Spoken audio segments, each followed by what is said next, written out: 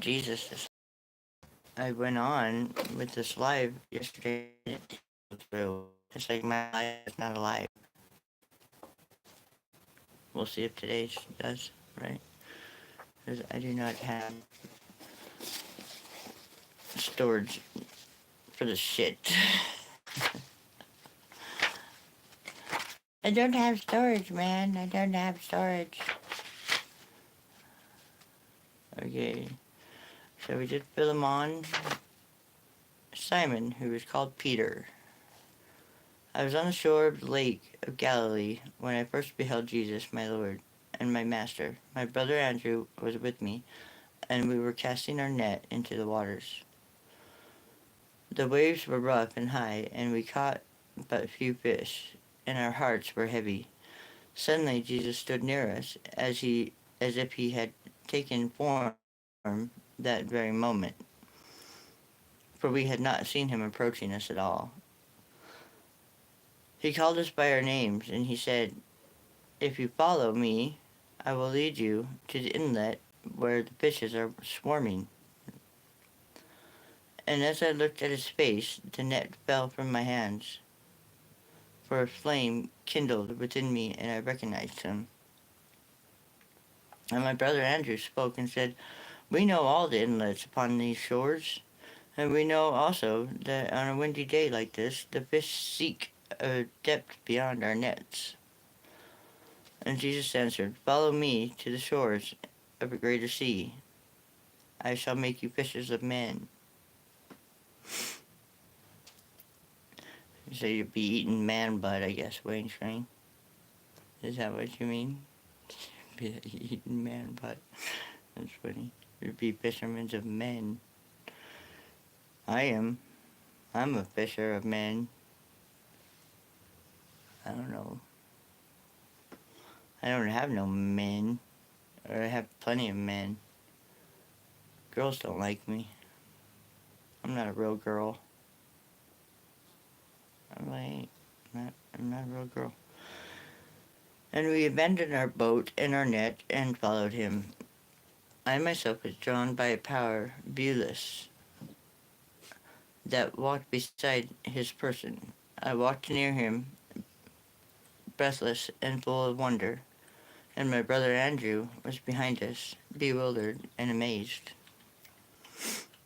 And as we walked on the sand, I made oh wait. And as we walked on the sand, I made bold and said unto him, "Sir, I and my brother will follow your footsteps, and where you go, we will go too. But if it pleases you to come to our house this night, we shall be graced by your visit. Our house is not large, and our ceiling is not high, and you will sit at a frugal meal. Yet if you will abide in our hovel, it will be to us a palace. And would you break bread with us? We in your presence were to be envied by the princes of the land." And he said, "Yeah, I will be your guest this night." And I rejoiced in my heart, and we walked behind him in silence until we reached our house. And we stood at the threshold. Jesus said, "Peace to this house, and to those who dwell in it." Then he entered, and we followed him. My wife and my wife's mother and my daughter stood before him, and they worshipped. I hear little chickens. Oh, meow, meow, meow, meow. No. They, they knelt before him and kissed the hem of his sleeve. They were astonished that he had chosen, that he, the chosen and the well-beloved, had come to be our guest. For they had already seen him by the river of Jordan, when John the Baptist had proclaimed him before the people. And straightway my wife and my wife's mother began to prepare the supper. My brother Andrew was a shy man, but his faith in Jesus was deeper than my faith.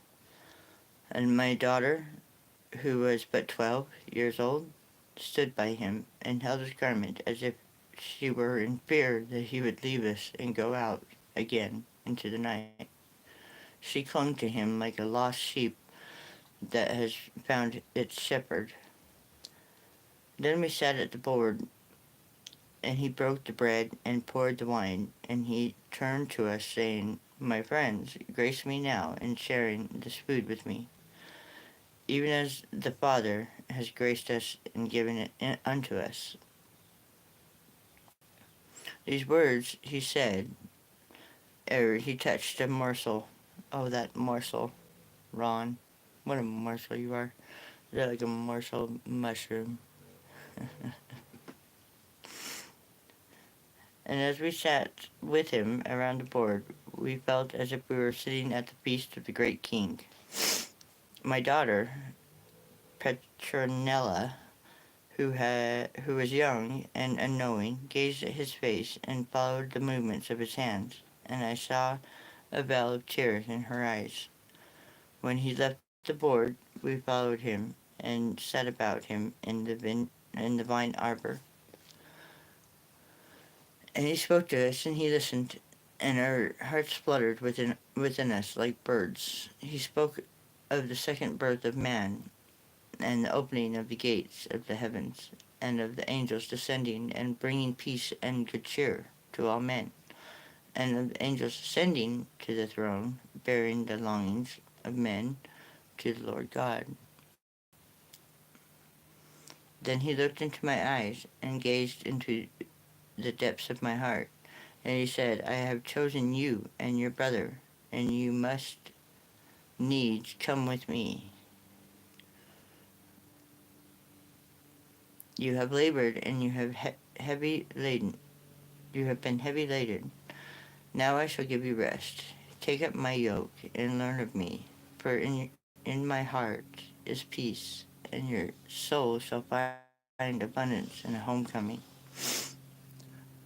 When he spoke thus, I and my brother stood up before him, and I said to him, "Master, we will follow you to the ends of the earth, and if our burden were as heavy as the mountains, we would bear it with you in gladness.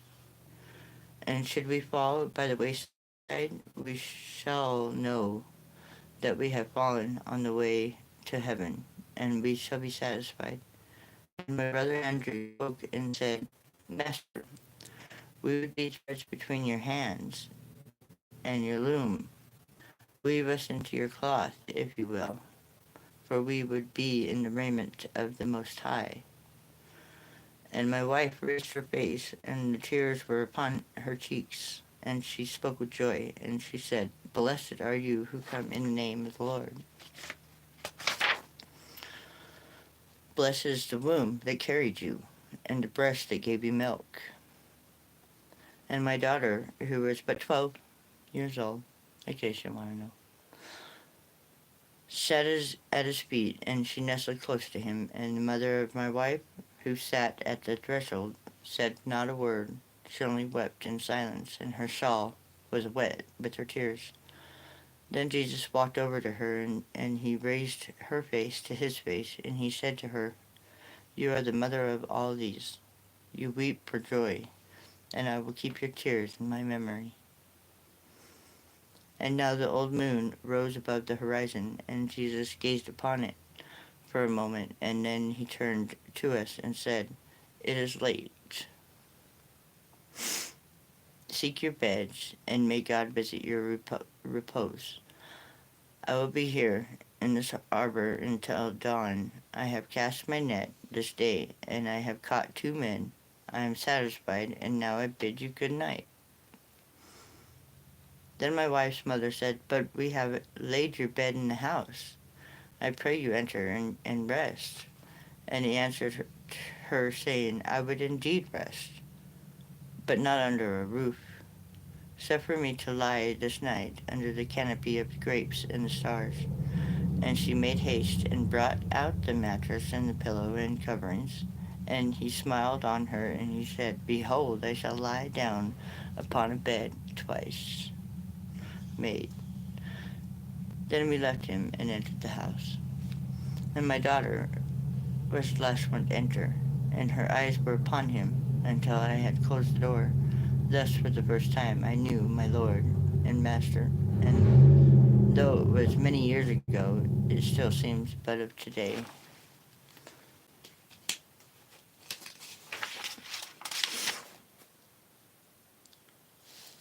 I guess I should probably end it. Sounds like somebody's here. See if this goes through.